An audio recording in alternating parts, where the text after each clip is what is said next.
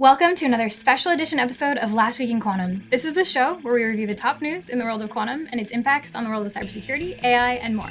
I'm your host, Rebecca Krauthamer, and today we have an expert in the fields of quantum and emerging tech, Anastasia Marchenkova. And I'm actually going to turn it over to her to give her background because it is incredible and diverse. But I will say you may recognize her face if you are even interested in the world of quantum. You've probably seen her videos. They're the ones that pop up at the top when you put quantum into your YouTube search bar. So it is my great pleasure to turn it over to Anastasia to introduce herself. Thank you so much for having me. And yeah, my friends are, I'm sure, sick of my face popping up whenever they Google anything quantum, but here I am again, and hopefully it's going to be useful. But my background is I've been in the quantum space for almost 15 years now. I started out doing neutral atom quantum memories in my undergrad, started a company, went off a little bit into startup land, went back to grad school and trapped ions, then moved into superconducting qubits and was really deep on the hardware, then did a lot of work with algorithms and HPC. So I've been all up and down the stack in the quantum space. And when I was in grad school at University of Maryland, I was in DC. And that's when I really got interested in security because those were the questions that people were asking in the DC area, obviously, with the government, that they really were already looking into quantum technology as a threat to current encryption standards. So I started learning more about that, started writing, started creating YouTube videos, and here I am today. It is so great to have you. And the theory, one of my favorite theories on genius is not someone who can go all the way down deep into a specific subject, but someone who can look at different areas of an ecosystem and pull the different threads together and see the bigger picture for people. So thank you for being a quantum genius.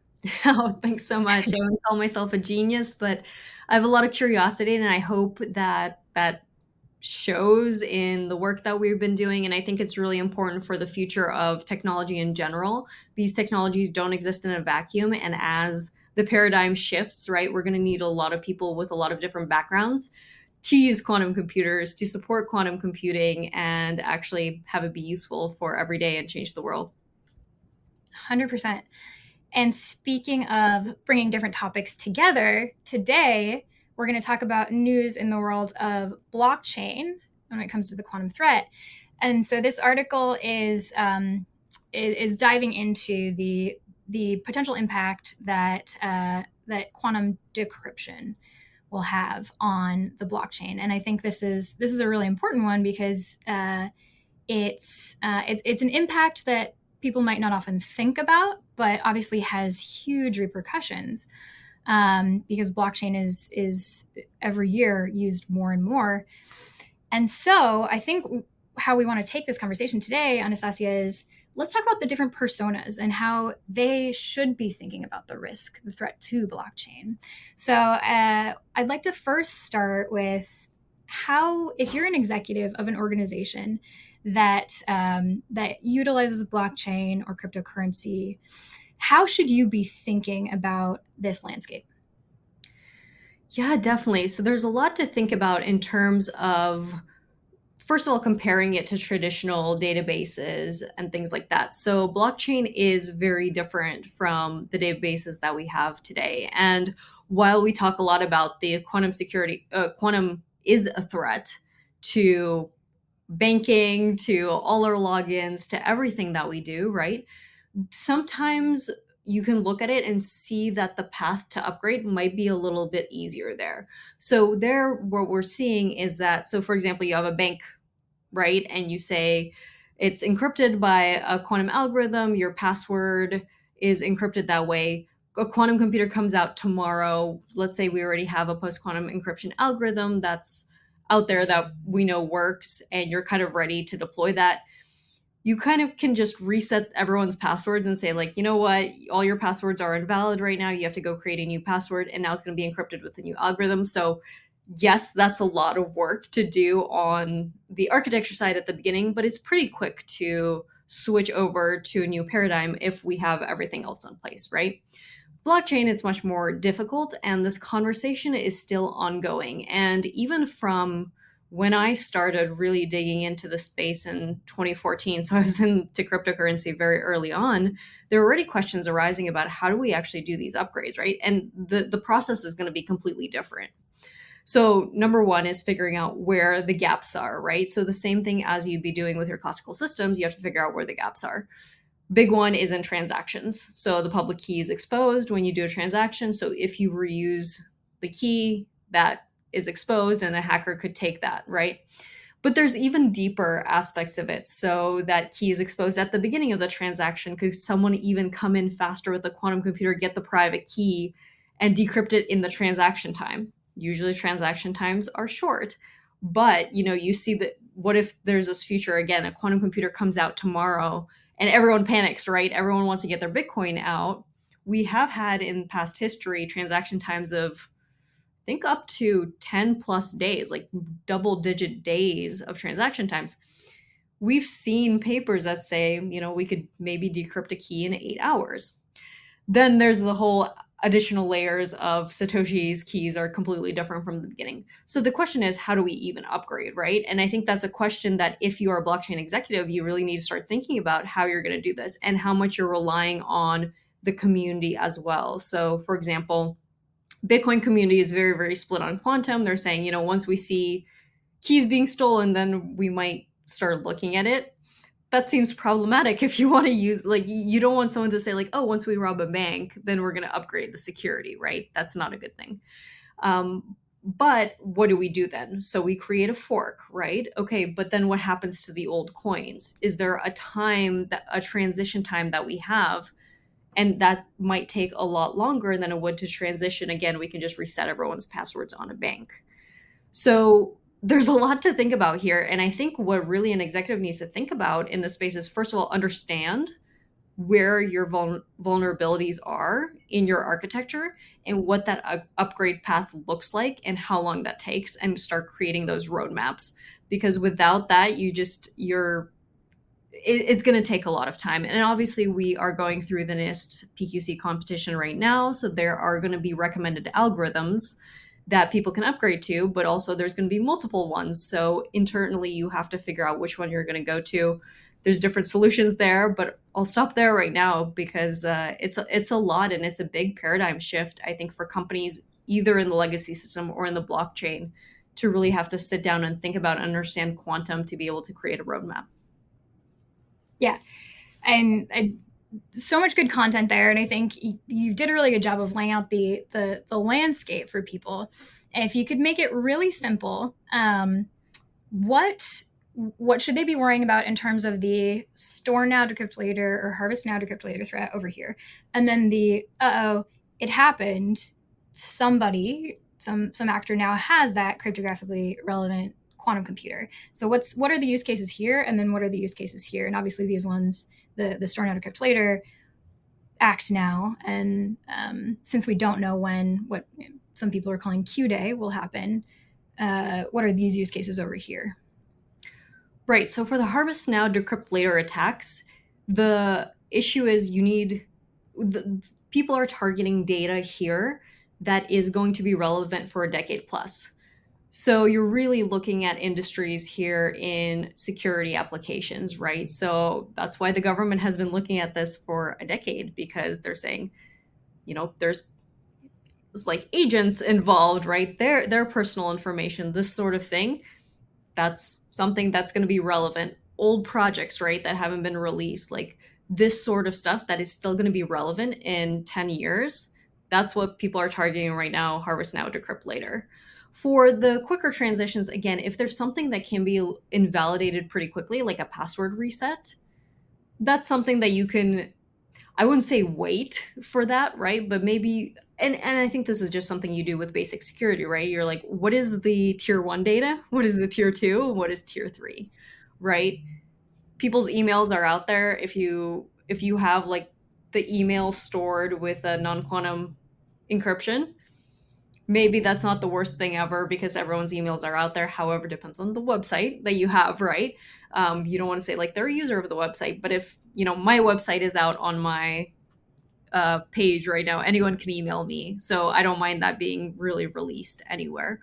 So those are the things you have to think about. It's like, how quickly can I invalidate that data, and how quickly can I upgrade on that end? And then think about that data, that tier one data that can have long term national security, banking applications, these sort of things, even IP. That's pretty important to already start looking at in this PQC space. And I think, you know, one of the things I like to talk about most is there's so much sort of, I think, confusion just by nature of quantum being a cool and somewhat intimidating word in and of itself. And so quantum threat sounds even more intense, right? But as you were saying, when you were talking to execs, whatever your path forward does end up being, it's imperative to be planning and assessing. And really, the simple fact is that you probably have assets, offerings, whatever it may be, that do leverage technology that is vulnerable to quantum attack, whether it's blockchain um, or other data sharing infrastructures. And so, to your point, NIST has confirmed that they will be announcing the final standards for this round no later than the end of August. So it's a really exciting time, right, to be taking this assessment period very seriously and planning for that transition. Um, so okay, let's shift it a little bit. And so we've talked about execs. What about regulators who are thinking about regulation for security of blockchain technology? Yeah, so one of the questions that I've talked to customers about is they say, well, what happens if this algorithm is broken too, right? So the classes of algorithms that are coming out in these new regulations, we are likely going to see multiple classes of algorithms. And as you mentioned, it's going to be round one released, but there's still a second round coming in, right? So the regulators right now are looking at different classes of algorithms because this is still a pretty new research field. And it's a very interesting one because you have to have both the quantum people and the cryptographers working together because those are different types of attacks, right? So that algorithm can be quantum secure, but maybe it's not classically secure, right? And we have had that happen. One of the semifinalists, I believe, in the NIST competition got broken over a weekend on a regular laptop, right?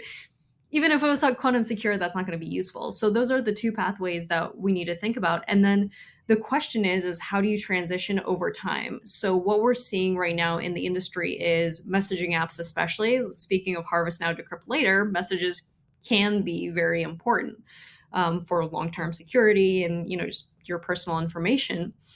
So what they're doing is they're doing hybrid algorithms. And this is something interesting I learned recently. The security community says hybrid terminology is very different than what we call in quantum space. So I want to clarify that hybrid here means that this is encrypting with both a known algorithm and the new quantum algorithm on top, right? So you're double encrypting, and that has consequences and trade offs in terms of time performance. However, again, if you're looking at very, very important data, this might be your best path forward right now as we're starting to learn more about these algorithms. And I think regulators are starting to look at like how do they recommend that, and really need to think about that in terms of what's the path forward instead of just releasing the algorithms and saying go for it, you guys. It's a very interesting transition time, and that's going to take maybe a decade to even do at the time. So there will need to be support on that end as well. Yeah, two things I love about what you said.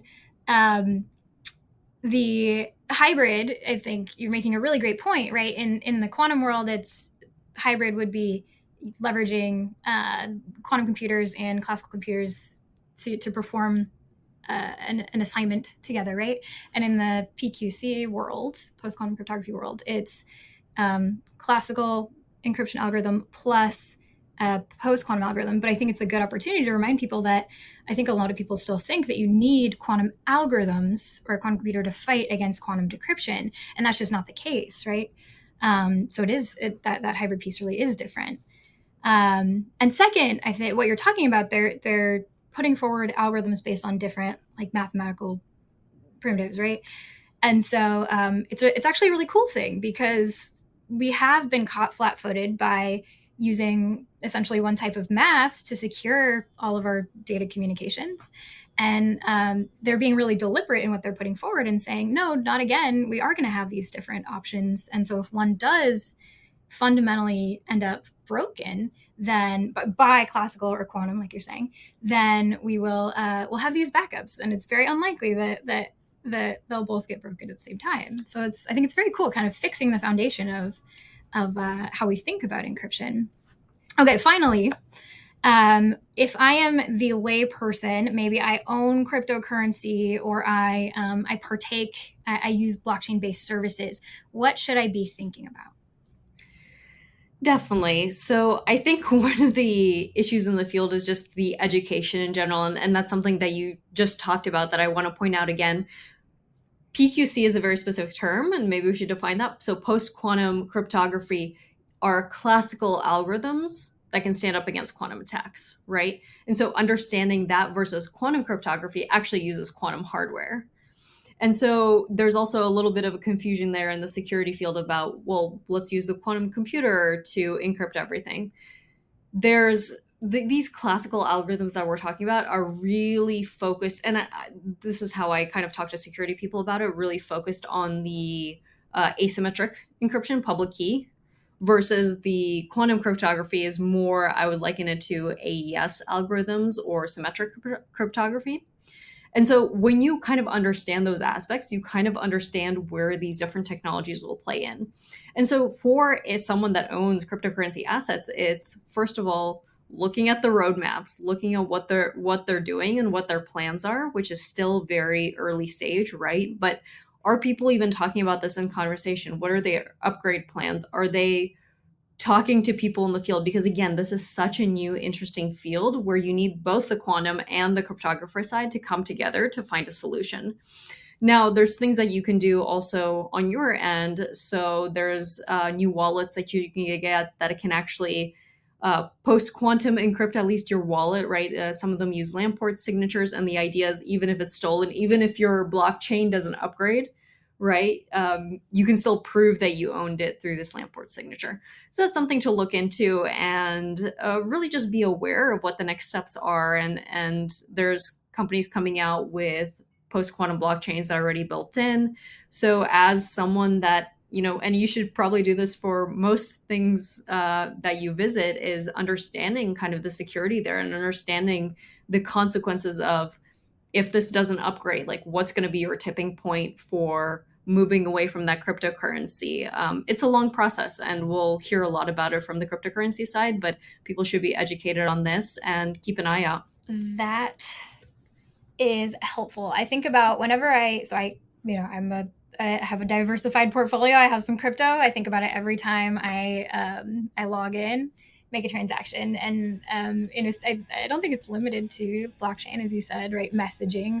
Every time I send a text message to a friend or a private communication via email or anything it is, I think about that idea that Harvest Now Decrypt Later is an active thing that's already happening. So we should be thinking about how our data is secure. And as a consumer, right, as you were just saying, making choices that support secure decision making, and also putting pressure on organizations to be taking this very seriously. All right. Thank you so much, Anastasia, for joining. It's such a pleasure to be able to talk to you. Thank you for everything you do to explain this ecosystem in a way that makes it very accessible. And you heard it here. Anastasia's email is available on her website. So if you have any quantum questions or need to start thinking about some of the implications of quantum for your organization, do give her an email and do come to our webinar next month. Thank you so much. Thank you so much for having me. If you liked today's episode and are interested in learning more about protecting the blockchain from quantum threats, join us August 14th for our webinar, where we'll be joined by the awesome Larry Wade, who is PayPal's Senior Director, serving as the risk, legal, and customer operations business partner for PayPal's blockchain, crypto, and digital currencies. You can find the link to register in the description below.